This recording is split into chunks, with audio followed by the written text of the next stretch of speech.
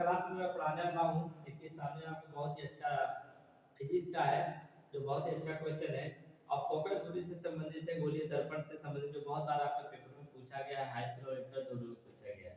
सवाल क्या आपका 10 सेंटीमीटर फोकस दूरी वाले अवतल दर्पण के सामने 4 सेंटीमीटर लंबी वस्तु कहां रखी जाए कि उसका प्रतिबिंब 2 सेंटीमीटर लंबा, उस वस्तु का प्रतिबिंब हो वो 2 सेंटीमीटर लंबा। तो ध्यान से समझिएगा इसमें कैसे हल करेंगे इसको। पहले तो सबसे पहले काम क्या करना है आपको, जो दिया है उसको लिख लीजिए, जो जो दिया है उसको आप लिख लीजिए।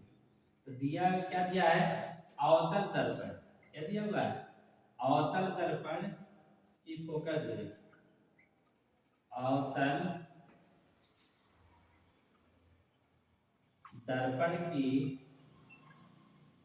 फोकस दूरी क्या दे रखा है, फोकस दूरी, जिसको जब से दर्शाते हैं कितना दे रखा है आपका, -10 सेंटीमीटर। अवतल दर्पण है इसलिए क्या इसमें होगा, माइनस में होगा, किसमें होगा, माइनस में होगा।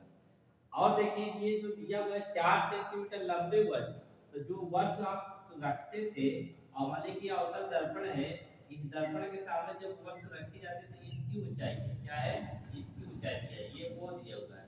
तो ये वो कितना दिया हुआ है, वस्तु की ऊंचाई कितना दे रखा है, 4 सेंटीमीटर, और ये 4 सेंटीमीटर सीधी थी इसके ऊपर थी इसलिए धनात्मक होगी, क्या होगी, धनात्मक होगी। उसका लगा देते हैं, क्या दिया है, वस्तु का प्रतिबिंब, अब प्रतिबिंब नीचे की ओर बनेगी, इधर नीचे की ओर बनेगी तो उल्टी बनती है, इसलिए इसका प्रतिबिंब जो आई से दर्शाते थे ये माइनस में हो जाएगी, किसमें हो जाएगी, माइनस में 2 सेंटीमीटर। ये आपका दे रखा है, ठीक।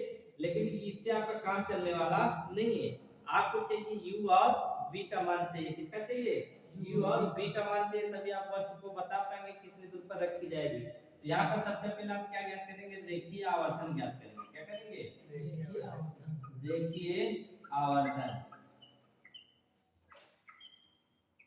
रेखीय आवर्धन यह, इसका सूत्र क्या था, I अपान O, प्रतिबिंब की लंबाई बटे वस्तु की लंबाई, क्या थी, प्रतिबिंब की लंबाई बटे वस्तु की लंबाई।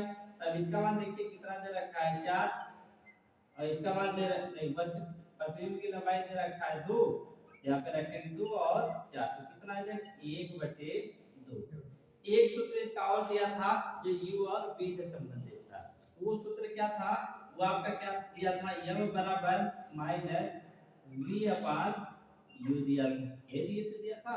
ये v क्या है, प्रतिबिंब की दूरी, u क्या है, वस्तु की दूरी है।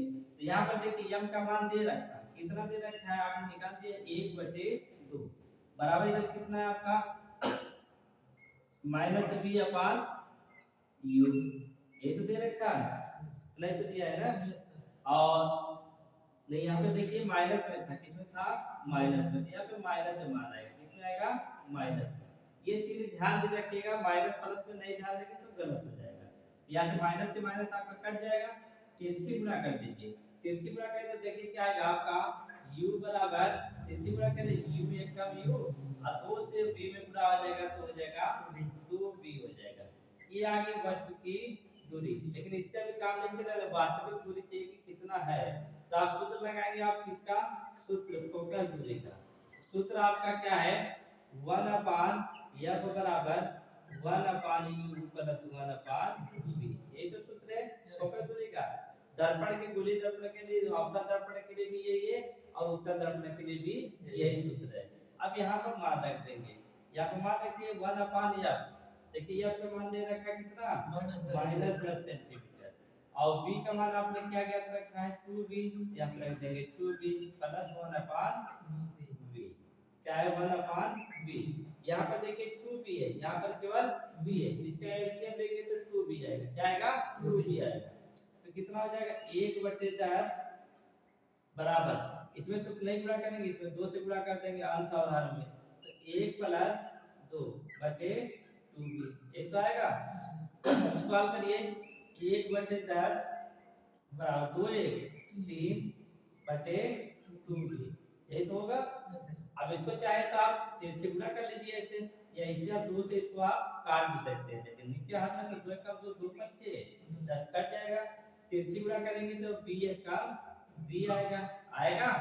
ऐसे गुणा करेंगे 5 तिहाई 15, क्या आ जाएगा 5 तिहाई 15। तो b बराबर क्या हो जाएगा आपका, b बराबर -15 सेंटीमीटर। b का मान कितना आ गया, -15 सेंटीमीटर। अब ये तो प्रतिबिंब की दूरी है, किसकी दूरी है, प्रतिबिंब की दूरी, लेकिन हमको चाहिए वस्तु की दूरी चाहिए। किसका चाहिए, वस्तु की दूरी चाहिए। तो वस्तु की दूरी आपने यहाँ पे ज्ञात कर लिया, कितना आया 2u आया, कितना है 2v आया।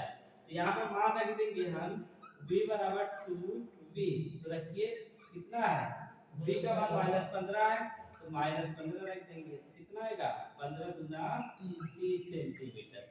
अब आपको समझ में आया कितनी दूरी पर रखेंगे, बताइए आगे बात समझ में। अब वर्ग को कहाँ रखेंगे, दर्पण से 30 सेंटीमीटर की दूरी पर रखेंगे, तब वर्ग का प्रतिबिंब कितना हो जाएगा, 2 सेंटीमीटर लंबा बन जाएगा।